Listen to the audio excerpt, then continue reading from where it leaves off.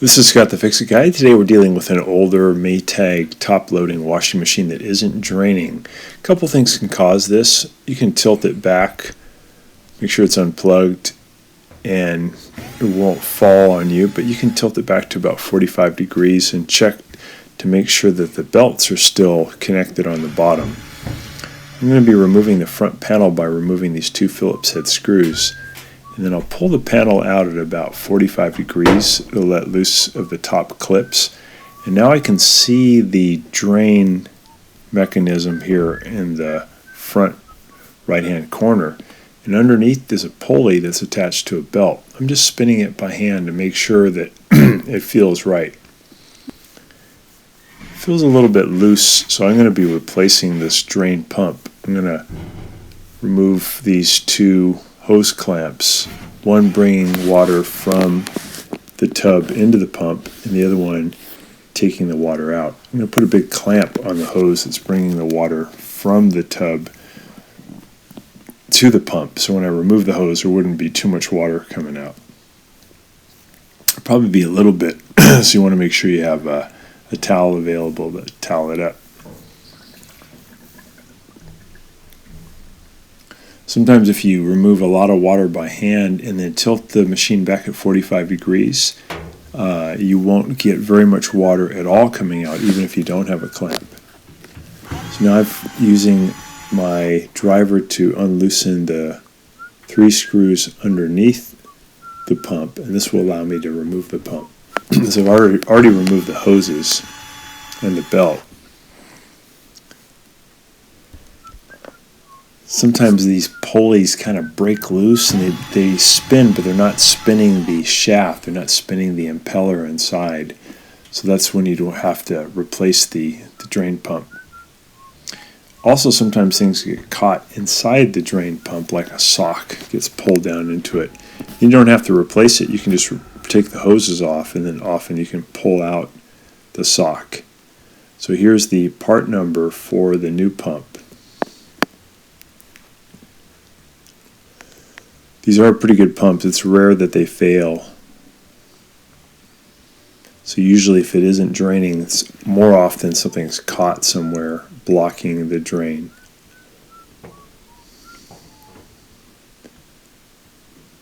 So we're just removing those hoses.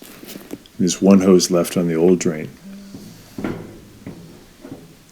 Alright, here's the old one. I'm going to just pull it out of the frame. There we go.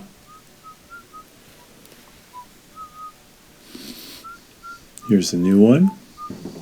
So we'll put the pulley in first, and then we'll put the screws in from underneath to hold it. When I replace the pump, I typically replace the two belts too. There's one, they call it, it's a bigger belt or a thicker belt, that's the drive belt that goes between the motor and the transmission pulley. And then there's a skinnier belt that goes between the motor and the drain pump. And they wear out over time. They get kind of glossy and don't spin as well as they should. Sometimes they even break. But they're very easy to replace, and they're not very expensive. So I think it's good whenever you do this kind of procedure that you replace those belts too. Sometimes that drain belt is the one that has broken or fallen off, and that would be the reason that the machine won't drain out the water. So I'm putting those three screws back in. So if you look underneath this machine, you have three pulleys. The one closest to the camera, this is the drain pulley. The big one in the middle is the transmission pulley, and then we'll see one here to the left, and that's the pulley that's connected to the motor. It's interesting, the motor has actually two pulleys stacked one on top of the other because it's going to send a belt out to the transmission, and also it's going to send another belt out to the pump. So I'm taking off the old drive belt that goes to the transmission. Both belts are off. Here's the old pump. Here's the part number for the twin belts that go on the Maytag top-loading washing machine. There's a model that came later that uses only one belt, but the older one uses two. It's actually a really good machine. It's a close-up of the part number. Get that at Amazon or Reliable Parts.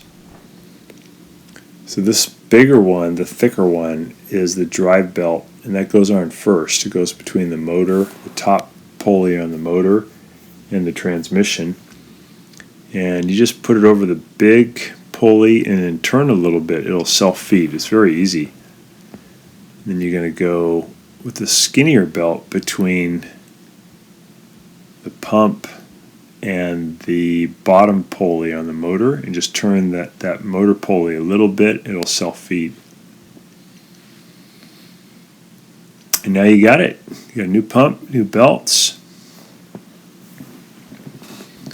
So we got to make sure we get the new hoses on, or get the hoses connected back to the new pump, and get the hose clamps tightened up, and then we'll remove that clamp.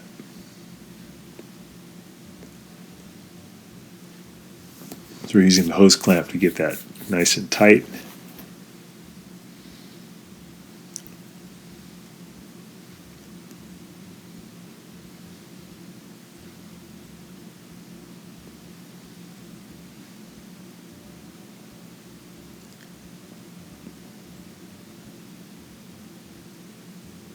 There we go. Put the other hose on. The hose clamp tight.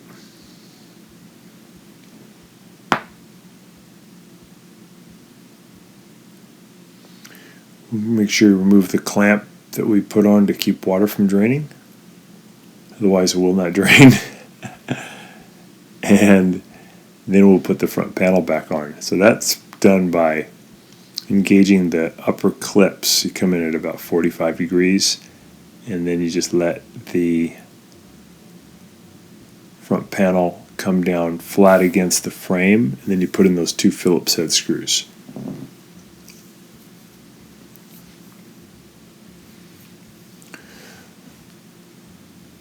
Sometimes you'll find a sock or something is caught between the tub and the hose that goes from the tub to the drain, and that one is easy to fix when you remove the front cover. You just remove that hose and you can fish out whatever that thing is, like a sock or whatever's a piece of underwear, whatever's clogging it.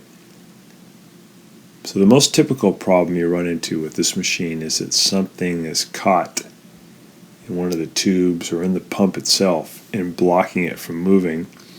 Next most common would be the belt has fallen off or broken.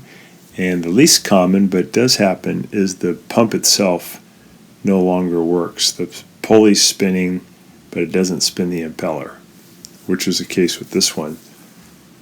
So now back working and draining as it should. So I hope this has been helpful to you, and please subscribe to our channel when you get a chance.